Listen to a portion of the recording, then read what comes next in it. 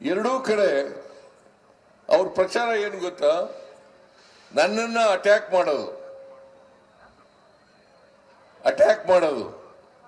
ಯಾಕಂತಂದ್ರೆ ಕಾಂಗ್ರೆಸ್ ಪಕ್ಷ ಮತ್ತು ನಾನು ಬಡವರ ಪರವಾಗಿದ್ದೀವಿ ಅನ್ನೋ ಒಂದೇ ಒಂದು ಕಾರಣಕ್ಕೋಸ್ಕರ ನನ್ನ ಮೇಲೆ ಅಟ್ಯಾಕ್ ಮಾಡ್ತಾರೆ. ಯಡಿಯೂರಪ್ಪನವರು ಪತ್ರಿಕೆಯವರು ಕೇಳ್ತಾ ಇದ್ರು ನನಗೆ, ಯಡಿಯೂರಪ್ಪನವರು ವಿಶ್ವಾಸ ದ್ರೋಹಿ ಭ್ರಷ್ಟಾಚಾರಿ ಸಿದ್ದರಾಮಯ್ಯ ಅಂತ ಹೇಳ್ತಾ ಇದ್ದಾರಂತೆ. ನಾನು ಈ ಸಂದರ್ಭದಲ್ಲಿ ಯಡಿಯೂರಪ್ಪನವ್ರಿಗೆ ಟೀಕೆ ಮಾಡಕ್ ಹೋಗಲ್ಲ, ಅವ್ರಿಗೆ ಬೈಯಕ್ಕೂ ಹೋಗಲ್ಲ. ನಾನು ಯಡಿಯೂರಪ್ಪನವರು ಯಾವ ತರ ಇದ್ರು ಅಂತಂದ್ರೆ, ಅವರೇ ಭ್ರಷ್ಟರು, ನನ್ನನ್ನ ಭ್ರಷ್ಟಾಚಾರಿ ಅಂತ ಹೇಳ್ತಾರಲ್ಲ. ಭೂತನ ಬಾಯಿಯಲ್ಲಿ ಭಗವದ್ಗೀತೆ, ಭೂತದ ಬಾಯಿಯಲ್ಲಿ ಭಗವದ್ಗೀತೆ. ಯಡಿಯೂರಪ್ಪನವರು ಅತ್ಯಂತ ಕಡು ಭ್ರಷ್ಟರು ಅಂತ ಹೇಳಿದವರು ಯಾರು? ಬಸವನಗೌಡ ಯತ್ನಾಳ್.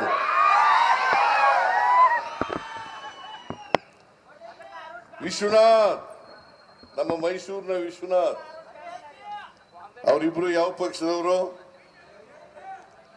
ಅವರಿಬ್ರು ಭಾರತೀಯ ಜನತಾ ಪಕ್ಷದವರು. ಆಗಿನ್ನೂ ಬಸವನಗೌಡ ಯತ್ನಾಳ್ ಸಸ್ಪೆಂಡ್ ಆಗಿರ್ಲಿಲ್ಲ, ಉಚ್ಚಾಟನೆ ಆಗಿರ್ಲಿಲ್ಲ ಪಕ್ಷದಿಂದ. ಅವರು ಹೇಳಿದಂತ ಮಾತು, ಯಡಿಯೂರಪ್ಪನ ಮಗ ವಿಜೇಂದ್ರ ಇವತ್ತು ಬಿಜೆಪಿ ಅಧ್ಯಕ್ಷರಾಗಿದ್ದಾರಲ್ಲ, ಯಡಿಯೂರಪ್ಪನವರ ಮಗ ವಿಜೇಂದ್ರ, ಅವರಿಬ್ರು ಅತ್ಯಂತ ಭ್ರಷ್ಟರು ಅಂತ ಹೇಳಿದವರು ಬಸವನಗೌಡ ಯತ್ನಾಳ್ ಅವರು, ವಿಶ್ವನಾಥ್ ಅವರು. ಇವರು ನನಗೆ ವಿಶ್ವಾಸ ದ್ರೋಹಿ. ನಾನು ಕೇಳಿದೆ ಮಾಧ್ಯಮದವರಿಗೆ, ಯಾರಿಗೆ ವಿಶ್ವಾಸ ದ್ರೋಹ ಮಾಡಿರೋದು ನಾನು? ಯಾರಿಗೆ ಹೇಳಲ್ಲ ಅವರು ಹೇಳಲಿಲ್ಲ. ನಾನು ಯಾರಿಗೆ ವಿಶ್ವಾಸ ದ್ರೋಹ ಮಾಡಿದ್ದೀನಿ? ಸುಳ್ಳೇ ಹೇಳೋದು. ಅವರು ಏನ್ ಮಾಡಿದೀವಿ 9 ವರ್ಷದಲ್ಲಿ ಅನ್ನತಕ್ಕಂಥದ್ದನ್ನ ಜನರ ಮುಂದೆ ಇಡಬೇಕು,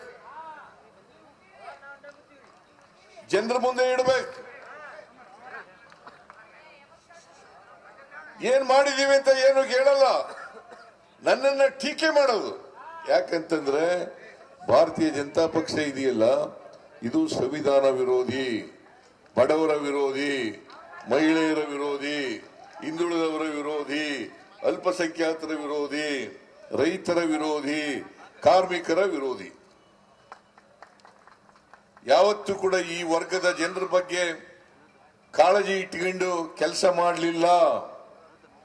ಅದಕ್ಕೋಸ್ಕರ ಬಿಜೆಪಿಯವರು ನನಗೆ ಟೀಕೆಯನ್ನ ಮಾಡಲಿಕ್ಕೆ ಪ್ರಾರಂಭ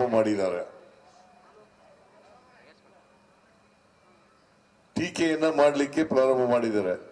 ಇವತ್ತು ಬಿಜೆಪಿಯವರು ಯಾವತ್ತಾದ್ರೂ ಒಂದು ಒಳ್ಳೆ ಕೆಲಸ ಮಾಡಿದೀವಿ ಅಂತ ಹೇಳಿ ನೋಡೋಣ, ಒಳ್ಳೆ ಕೆಲಸ ಮಾಡಿದೀವಿ ಅಂತ ಹೇಳಿ. ಕರ್ನಾಟಕ ಇವತ್ತು ಕನ್ನಡಿಗರಿಗೆ ಅನ್ಯಾಯ ಆಗಿದ್ರೆ ಭಾರತೀಯ ಜನತಾ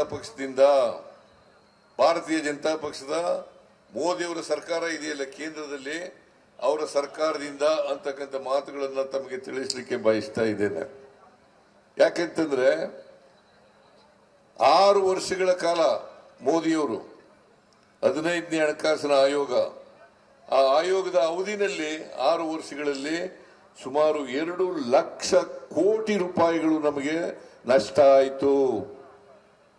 2 ಲಕ್ಷ ಕೋಟಿ ರೂಪಾಯಿಗಳು.